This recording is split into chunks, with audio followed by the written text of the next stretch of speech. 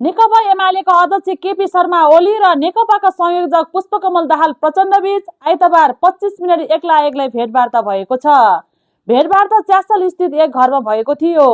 प्रचण्डका press संयोजक गोविन्द आचार्यका अनुसार दुई नेताबीच समसामयिक राजनीतिक विषय र चुनावी रणनीतिबारे कुराकानी भएको छ।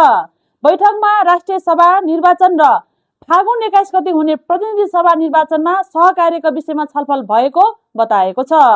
भेटवार्ताको विस्तृत जानकारी खुलाएको छैन। नेकपा संयोजक तथा पूर्व प्रधानमन्त्री पुष्पकमल दाहाल प्रचण्ड आज भारतको राजधानी नयाँ दिल्ली प्रस्थान गर्दैछन्। प्रवासी नेपाली कम्युनिस्ट संगठनहरूको एकता सन्देश सभालाई सम्बोधन गर्न आज साँझ दिल्ली जान लागेको उनको सचिवालयले जानकारी दिए।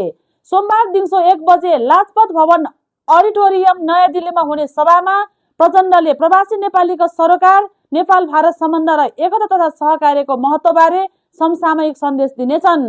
कार्यक्रम सम्पन्न भएपछि प्रचण्ड सोमबार साँझ नै स्वदेश फर्किने कार्यक्रम रहेको छ।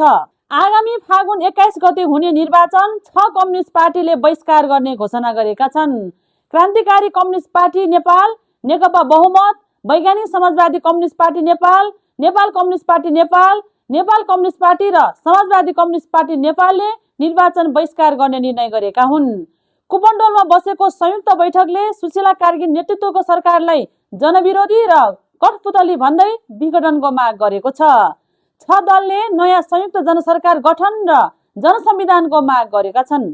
अमेरिकाले भेनेजुएलाका राष्ट्रपति निकोलस मादुरोलाई नियन्त्रणमा लिई म्यानहट्टनको मेट्रोपोलिटन डिटेन्सन सेन्टर एमडिसीमा राखिएको छ। सुरुमा न्युयोर्कको स्टड यार्ड नेसनल गार्ड बेसमा राखिएको मादुरो हेलिकप्टरबाट ब्रुकलिन जेलमा सारिएका हुन्। एमडिसी अत्यन्तै खतरनाक र फोहोर जेल मानिन्छ, जहाँ कैदीबीच हिंसात्मक झडप सामान्य छन्। सन् 2024 मा त्यहाँ कैदी हत्याका घटनाहरू भइसकेका छन्। अर्को हप्ता मादुरोलाई लागु औषध र हतियार सम्बन्धी आरोपमा म्यानहट्टनको संघीय अदालतमा पेश गरिनेछ। अमेरिकी हवाई कारबाहीपछि राजधानी काराकासबाट मादुरो दम्पतिलाई अमेरिका लगिएको थियो। भेनेजुएला सम्बन्धी विषयमा संयुक्त राष्ट्रसङ्घ सुरक्षा परिषदको आपतकालीन बैठक सोमबार बस्ने भएको छ। सुरक्षा परिषदको वर्तमान अध्यक्षताले शनिबार यसबारे जानकारी दिएको हो। सोमाली स्थायी मिसनकी प्रवक्ता खादिजा अहमदका अनुसार अध्यक्षताले सोमबार बिहान 10 बजे आपतकालीन बैठक आयोजना गर्ने तयारी गरेको छ। जनवरी महिनाका लागि सुरक्षा परिषदको अध्यक्ष सोमालियाले सम्हालेको छ। संयुक्त राज्य अमेरिकाले शनिबार भेनेजुएला विरुद्ध सैन्य कारबाही सञ्चालन गर्दै राजधानी काराकासबाट भेनेजुएलाका राष्ट्रपति निकोलस मादुरो र उनकी पत्नीलाई नियन्त्रणमा लिएपछि सुरक्षा परिषदले आपतकालीन बैठक बोलाएको हो। स्पेनिस ला लिगा फुटबलमा शीर्ष स्थानमा रहेको बार्सिलोनाले स्पेनियोललाई 2-0 ले पराजित गर्दै आफ्नो अग्रता फराकिलो बनाएको छ। गैराती भएको खेलमा बार्सिलोनाको जितमा डानी ओल्मो र रोबर्ट लेवान्डोस्कीले एक गोल गरे।